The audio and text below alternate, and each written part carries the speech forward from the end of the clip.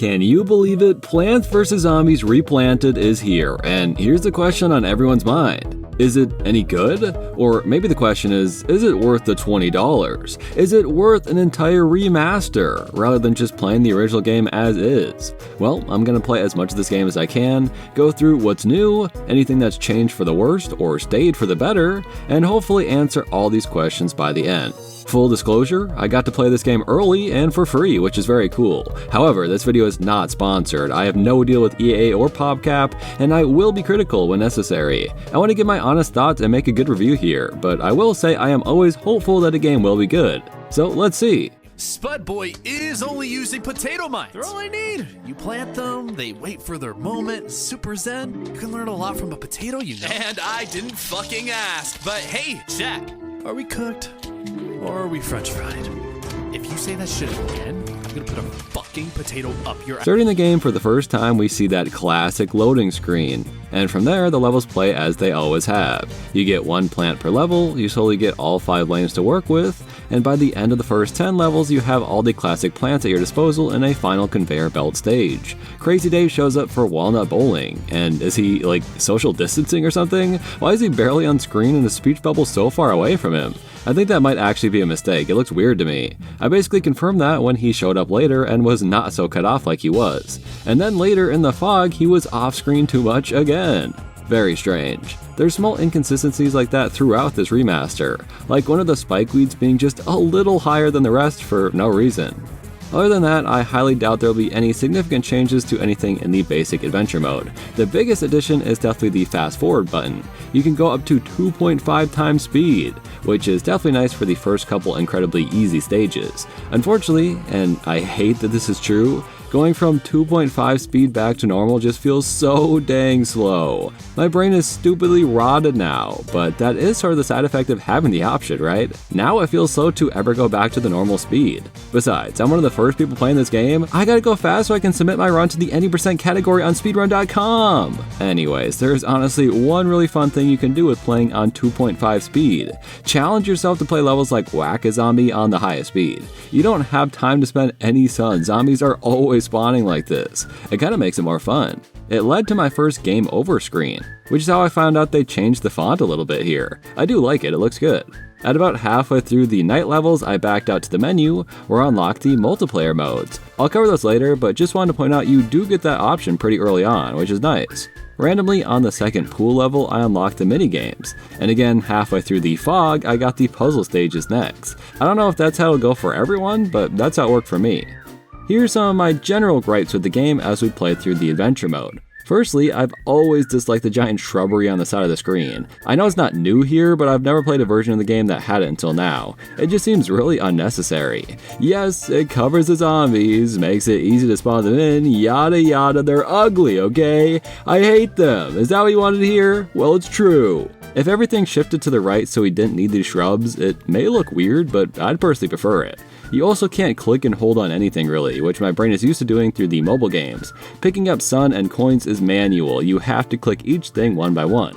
Maybe I really will bring in Gold Magnet for once. And lastly, the music speeds up when you fast forward the game. I just prefer the music as is, I don't want to listen to a faster version.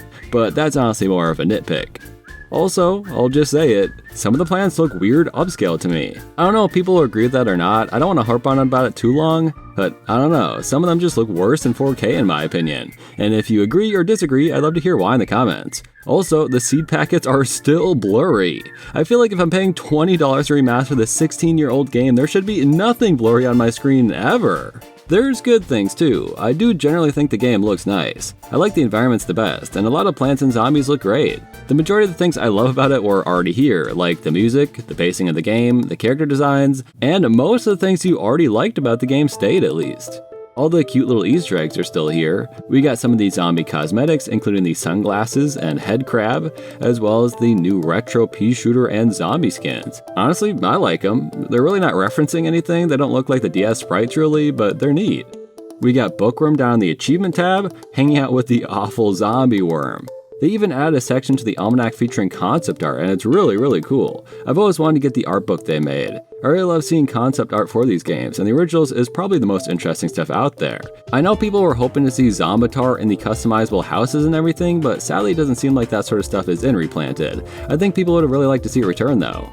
Anyways, to wrap up the story mode, 3 Peter still chooses to only shoot 2 Ps on the side of the screen. I actually like getting to see Spike Lee's design in 4K. I never really saw how evil he looked until now. I've never noticed before that the second split P head sleeps until he's needed. That was either just added or I need to be more attentive next time I play the original. I still like the fog stages the least. They're the worst stages for footage and just general enjoyment of life, but they do cover up the ugly shrubs, so I guess that's a bonus. The roof levels had the most significant visual change, with a new background and this telephone pole in our field of view to replace the shrubs. Very clever. Marigolds look cursed in 4K. I hate their singular tooth. Why does Twin Sunflower look like that? And we end, as always, with a massive zombie fight, which we never lose. I said, never lose.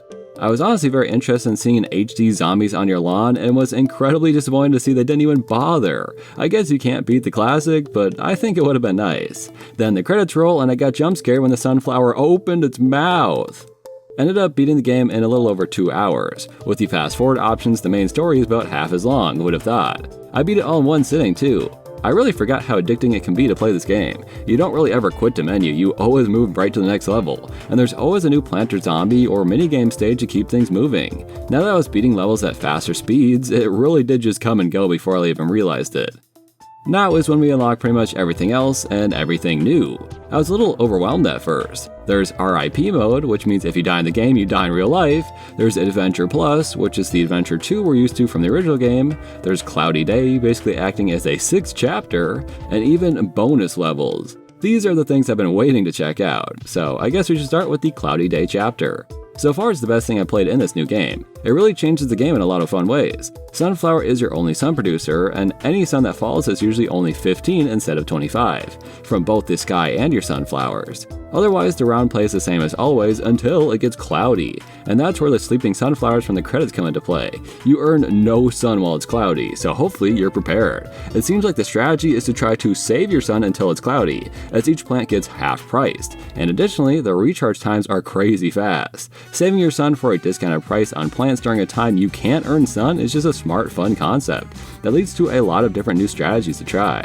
I end almost every round with a barrage of insta-killing plants, so it doesn't really matter how good my defense is as long as I have enough sun saved up. Like I said, it really changes the way you play the game, and can get pretty dang difficult at times. There's 4 levels in each of the day themes, so 12 levels in total, and I really like playing these levels. I'm curious if people like this new idea as much as I do. Next we have all the bonus stages, so let's go through them. Most are returning from various releases of the game, but they're pretty much new to me. There's a couple art challenges where you have to place plants in specific spots to win the level. The walnut one is pretty dang easy, I can't lie. I slowed the zombies down with Snow Pea and cleared the stage by the second wave. I like the sunflower one a lot more, as it's not just one plant. You're making a sunflower from starfruit, walnuts, and umbrella leaves. Such a fun idea for a level. We have Sunny Day, which sounded like the opposite of Cloudy Day, so I brought in all the expensive plants. And that was correct. You just get 50 sun from the sky from massive sun drops and it's incredibly easy. They could have amped the difficulty way higher here, the zombies could barely spawn. Same for the unsodded level. I knew the gimmick would be having zombies in the lanes you can't plant on, and all you need is 3 Peters and starfruit. This magnitude was completely unnecessary. That's the type of level you turn 2.5 times speed on. Next is Big Time, where apparently only certain plants can be big. That kinda takes the fun out of the idea, but the ones who can are stronger, so double sun and double defense. I'm making bank through this stage, what a gold mine. There's a level called High Gravity, and I didn't understand what that meant until I planted a kernel pult and laughed at my own stupidity. It's pretty funny to watch the plants fail all their attacks. I basically just took this as a chomper only level. I'm not sure how many options I really had here. Even the balloon zombies can't fly in this gravity. Then we have the stage filled with walnuts, and you only get to replace them with pea shooters. So it's a completely mindless level with no real strategy, meaning you have to play it at 2.5 speed or it'll be incredibly boring. There's a few more that didn't make for great footage, so I'll just leave them as a surprise for all of you. Let's try multiplayer next. I've always been curious how PvP would go in PvZ. Basically how it works is both players get a set group of plants and zombies, and neither can pick any others. Zombies get graves or brains, just like a sunflower, and then a basic brown coat and cone head. The garbage can zombie is for defense, football zombie is fast and very strong, and flag zombie spawns a wave. I don't yet know what the best strategy for playing zombies is. I guess just going really hard on a specific lane and only defending the other lanes. The plants have to shoot and kill 3 target zombies rather than break through 1 lane like the zombies do. It works pretty well and it is fun. However, playing with a mouse, at least for me, had some issues. When I tried to play plants, I literally couldn't place pea shooters. So obviously that round didn't go very well for me. It also struggles sometimes in the co-op mode. In co-op, each player picks a group of plants and each collect your own sun banks, which means you can kind of steal all the sun for yourself if you're greedy, like a certain someone was. For some reason, player 2 gets butter instead of a shovel, and can basically infinitely sell zombies with it. That seems a bit OP.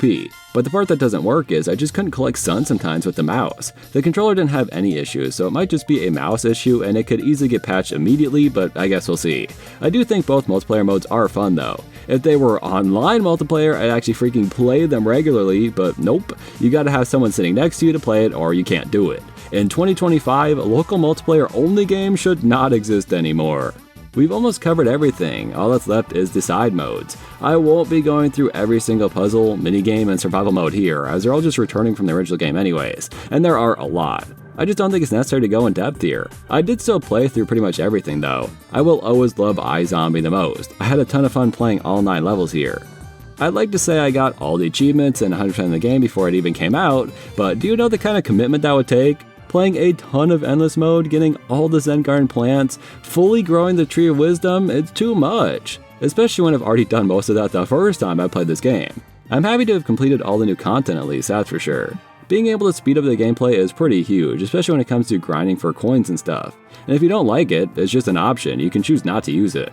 All the new modes and features they've added I do like. Should there be more? I mean, probably, yeah. I think they could have doubled the minigames and puzzle sections realistically. If you're wondering how much playtime you get here, it took me about 12 hours to do the majority of the stuff in this game. Again, I've still got endless modes, achievements, more stuff in the store, and all of Adventure Plus I gotta do still. And that alone would take a few more hours. I think playing everybody content in this game you would easily hit 20 hours. Playing through the main story is about 3 to 5 hours with the new Cloudy Day levels, and doing most of the stuff in this game nets you 12 to 15 hours like me, if you care about that sort of thing at all.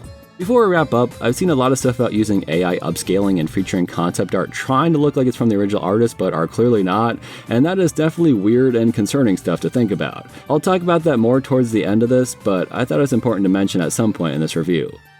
Anyways, let's be real here. EA did sponsor me to react to the trailer of this game, and I did have some things I needed to say, and I had to have them review my script before posting it. They paid me to react to the trailer a week late so they could review the script, and they did the same with Zach Scott.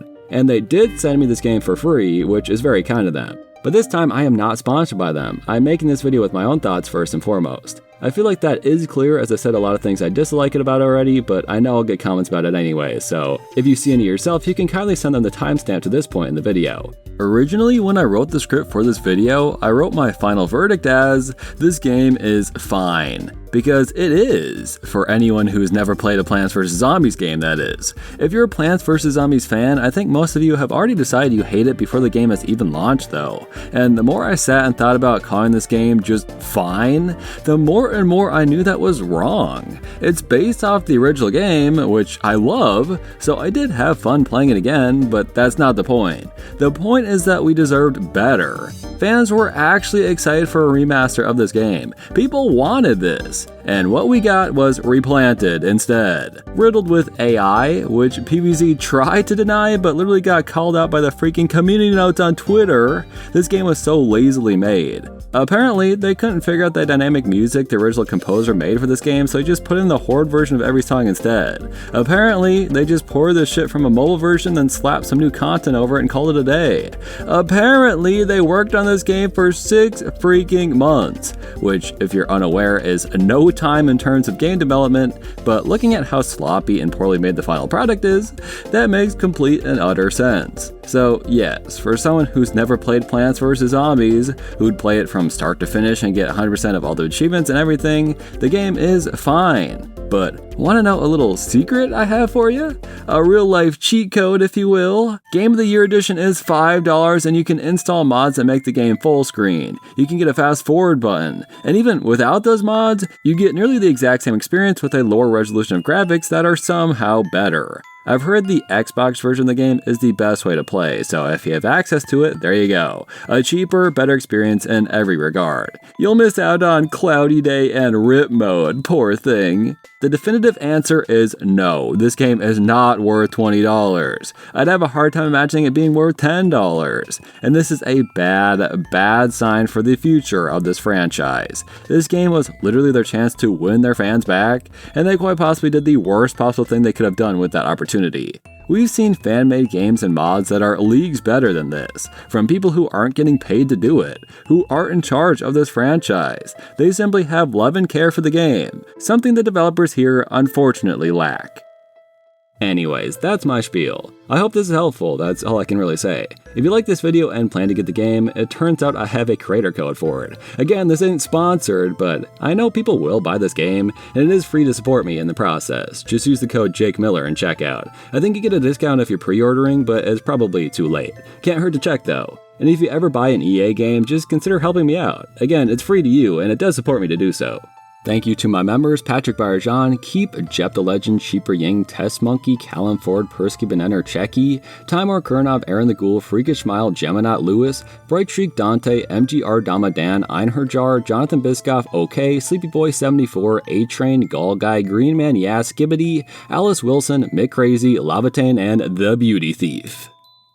I didn't know where else to put this, but man, they need to hire some new graphic designers. Does a logo of not only Replanted, but also PVZ3 Evolved not just make you annoyed? It bothers me. It looks fan-made, like someone made these in an afternoon. As someone who loves logos, especially Plants vs. Zombies logos, my disappointment is immeasurable and my day is ruined.